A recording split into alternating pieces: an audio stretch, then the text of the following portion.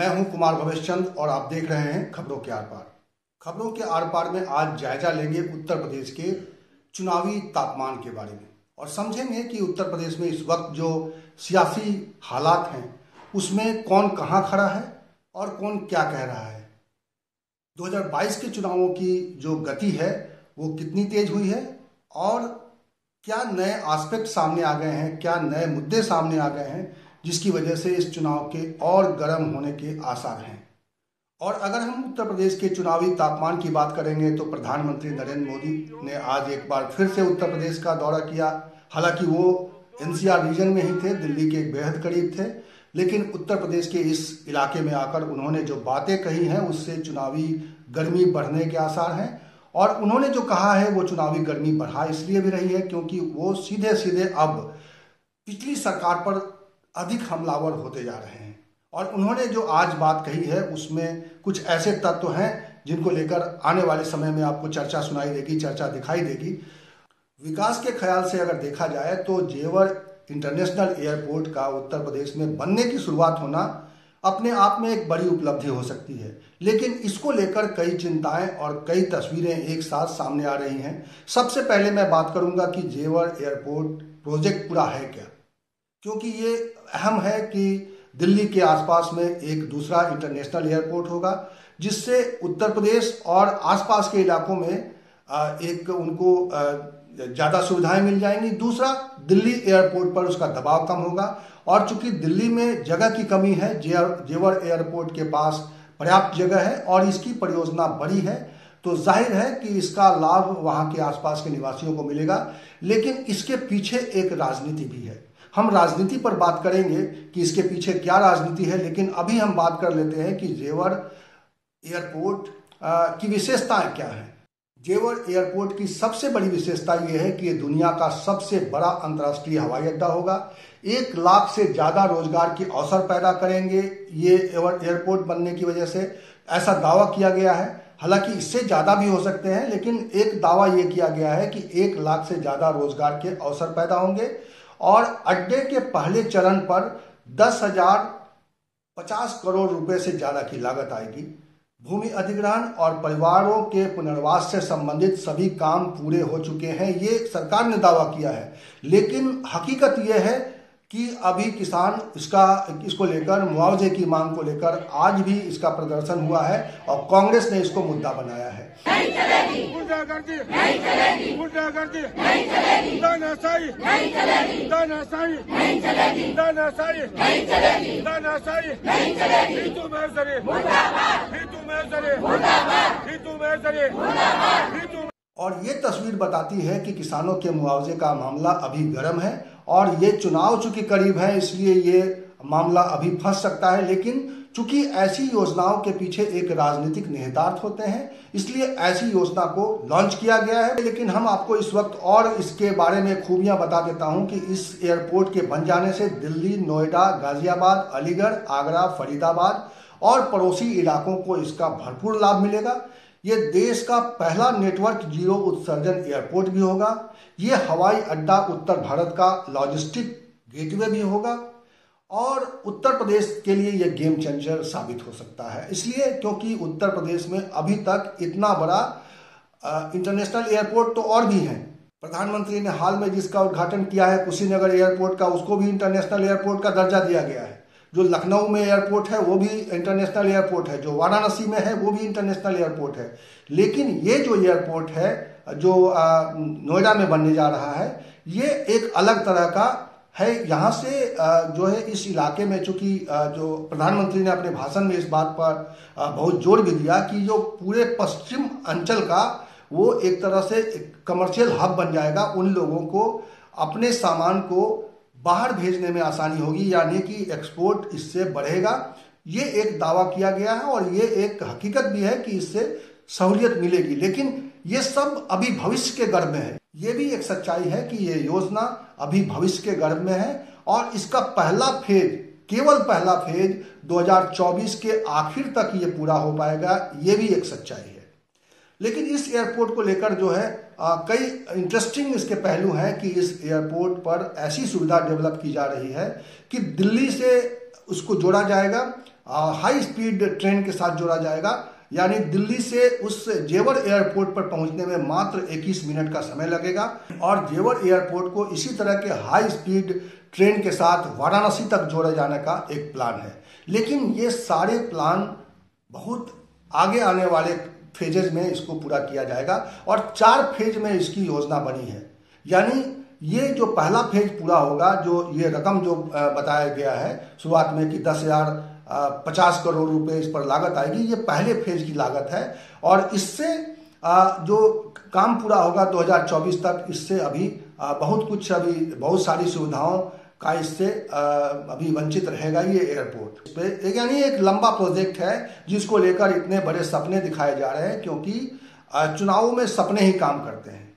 और एक बार फिर से केंद्र सरकार ने और प्रदेश सरकार ने वहां पर एक बहुत बड़ा कार्यक्रम किया, बहुत लोगों की भीड़ जमा हुई और उस भीड़ को लेकर, उस पूरे जमावड़े को लेकर जो सत्ता पक्ष का उत्साह था, अपने आप में गजब उत्साह था। वहां पे प्रधानमंत्री आए थे, वहां पे विमानन मंत्री आए थे, वहां पे प्रदेश के मुख्यमंत्री पहुंचे थे और प्रदेश के उप मुख्यमंत्री केशव प्रसाद मौर्य भी दिखाई दिए मंच पर।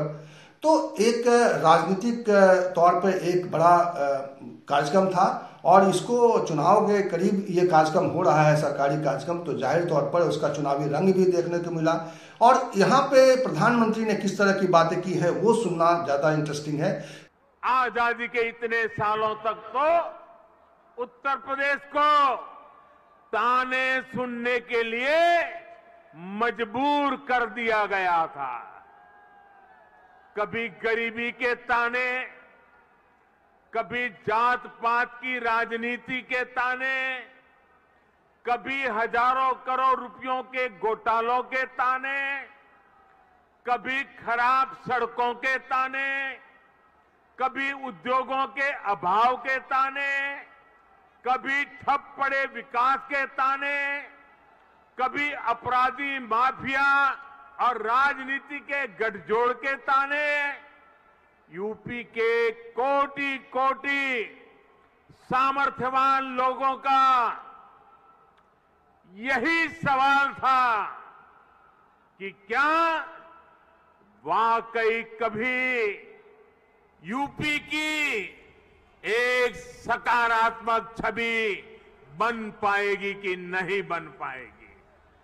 भाइयों बहनों, पहले की सरकारों ने जिस उत्तर प्रदेश को अभाव और अंधकार में बनाए रखा, पहले की सरकारों ने जिस उत्तर प्रदेश को हमेशा झूठे सपने दिखाए, वही उत्तर प्रदेश आज राष्ट्रीय ही नहीं अंतर्राष्ट्रीय छाप छोड़ रहा है।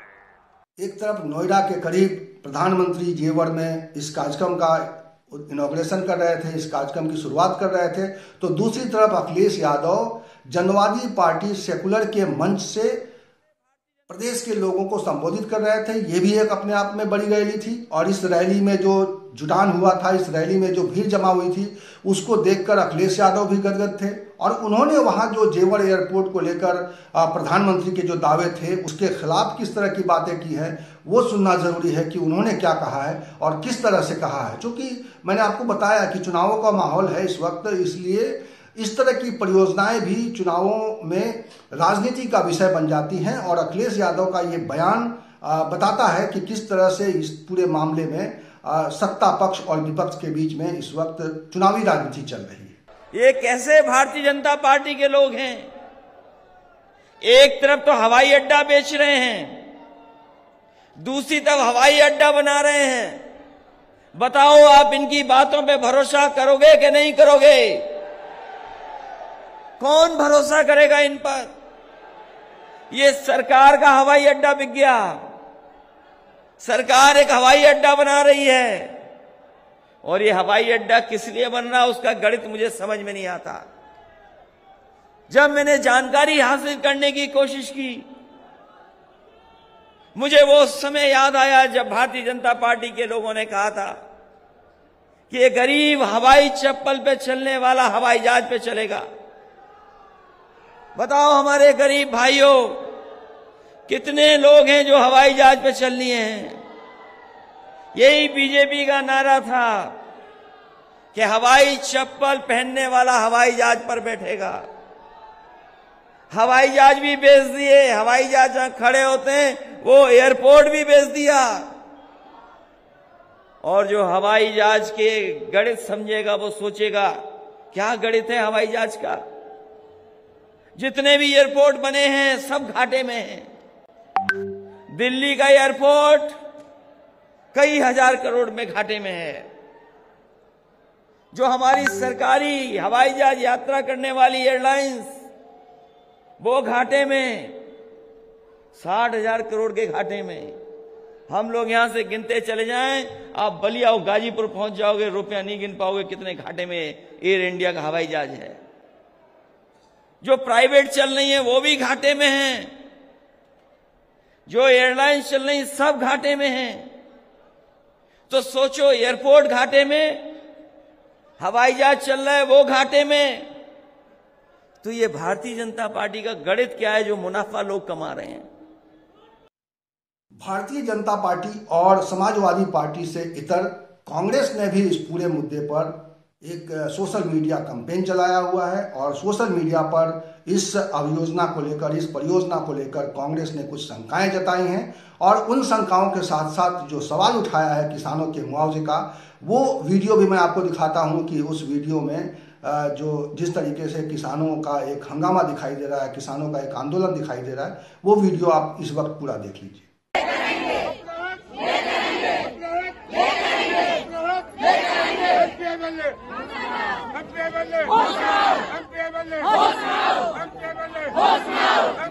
बहरहाल आज लखनऊ में जो रैली हुई जनवादी पार्टी सेकुलर की, अखिलेश यादव उसमें काफी जोश खरोश में दिखाई दे रहे थे और उन्होंने उस मंच से किसानों का सवाल भी उठाया है। उन्होंने कहा है, आरक्षण का सवाल भी उठाया है। उन्होंने कहा है कि सरकार किसानों के हित रक्षक होने का दम्भ भरती है, किसानों के साथ उनकी आमदनी बढ़ाने का दावा करती है कि उनकी आमदनी बढ़ा दी जाएगी, लेकिन सरकार इस पूरे मामले में लगभग पूरी तरह से फेल हुई है। ये उन्होंने इस मौके पर खास तौर पर जोर देकर कहा है। और इससे पहले कि मैं अगली खबर की तरफ बढ़ूं, आपको एक जानकारी देना चाहता हूं कि अखिलेश यादव और लोकदल यानी समाजवादी पार्टी और राष्ट्रीय लोकदल के बीच में जो समझौता हुआ है, उसके बाद अब 7 दिसंबर को अखिलेश यादव और जयंत चौधरी मेरठ में एक बड़ी रैली करने जा रहे हैं। इससे पहले भी अखिलेश यादव और जयंत चौधरी मथुरा में एक रैली कर चुके हैं और ये रैली बहुत बड़ी रैली ये तब हुई थी जब किसानों का आंदोलन चल रहा था और उसी दौरान ये रैली हुई थी। मथुरा में जो पिछली बार जयंत चौधरी और अखिलेश यादव ने जो रैली की थी उसमें भी काफ़ी बड़ा जमावड़ा जुटा था, काफ़ी भीड़ जुटी थी और उस भीड़ को देखकर अखिलेश यादव काफ़ी उत्साहित थे। और उस समय ऐसा माहौल था कि प्रदेश में और देश में किसानों का आंदोलन अपने चरम पे था और उसी दरमियान वो मथुरा में जयंत चौधरी ने रैली रखी थी जिसमें अखिलेश यादव गए थे। तो उसी तरह की एक बड़ी रैली मेरठ में होने जा रही है जहां अखिलेश यादव और राष्ट्रीय लोकदल अपनी ताकत दिखाएंगे और पश्चिम को लेकर जो राजनीति इस वक्त गर्म होती जा रही है उसका एक झलक आपको 7 दिसंबर को दिखाई देगा मेरठ की उस रैली में। और अब एक ऐसी खबर जिससे पता चलता है कि अखिलेश यादव का कुनबा धीरे धीरे कैसे आगे बढ़ता जा रहा है, क्योंकि बसपा के विधायक और बड़े नेता गुड्डू जमाली ने 2 बार के विधायक हैं और उन्होंने सांसद का चुनाव भी लड़ा था, मुलायम सिंह यादव के खिलाफ लड़ा था 2014 में। और बहुत ही इंटरेस्टिंग पहलू ये है कि 2014 में मुलायम सिंह यादव के खिलाफ चुनाव लड़ने वाले गुड्डू जमाली 2019 में अखिलेश यादव के प्रस्तावक के तौर पर सामने आए थे, क्योंकि 2019 का चुनाव जब लड़ा जा रहा था तो समाजवादी पार्टी और बसपा के बीच में गठबंधन था। तो गुड्डू जमाली एक ऐसा कैरेक्टर है जो इस वक्त बसपा से इस्तीफा देकर और सपा की ओर माना जा रहा है कि उनका रुख है और सपा में वो शामिल हो सकते हैं। अभी तक कंफर्म नहीं हुआ है, लेकिन उनकी ताकत ये है कि वो आजमगढ़ इलाके में मुबारकपुर सीट से वो विधायक रहे, 2 बार के विधायक रहे और 2012 में जब समाजवादी पार्टी पूरे आजमगढ़ जिले की सारी सीटें जीत गई थी, लेकिन मुबारकपुर सीट को वो नहीं जीत पाए थे क्योंकि गुड्डू जमाली वहां से चुनाव लड़ रहे थे। तो गुड्डू जमाली की जमीन पर ये उनकी ताकत है और इसकी वजह से माना ये जा रहा है कि उनके ऊपर गुड्डू जमाली के ऊपर रेप की कोशिश के आरोप हैं और बावजूद इसके समाजवादी पार्टी उनको अपनी पार्टी में शामिल करने के लिए तैयार है। ये भी एक उसका पहलू है, क्योंकि ज़मीन पर कहा जाता है कि चुनावों में जो है सब कुछ चलता है और इसीलिए शायद गुड्डू जमाली को समाजवादी पार्टी बाहें फैलाकर स्वागत करने के लिए तैयार है, क्योंकि गुड्डू जमाली एक सीट तो सुनिश्चित कर सकते हैं और कई सीटों को प्रभावित करने की क्षमता है उनमें। तो ये है इस वक्त की चुनावी तस्वीर उत्तर प्रदेश में और सियासी तस्वीर। इसी तरह की खबर के साथ, इसी तरह की चर्चा के साथ मैं आपको मिलूंगा अगले वीडियो में। तब तक के लिए नमस्कार। और चलते चलते मैं आपसे अनुरोध करना चाहता हूं कि अगर आपने अभी तक हमारा ये चैनल सब्सक्राइब नहीं किया है तो प्लीज इसे सब्सक्राइब कर लीजिए और इसका बेल आइकन जरूर दबा दीजिएगा, ताकि जब भी कोई नया वीडियो बने तो इसकी जानकारी आपको मिल जाए।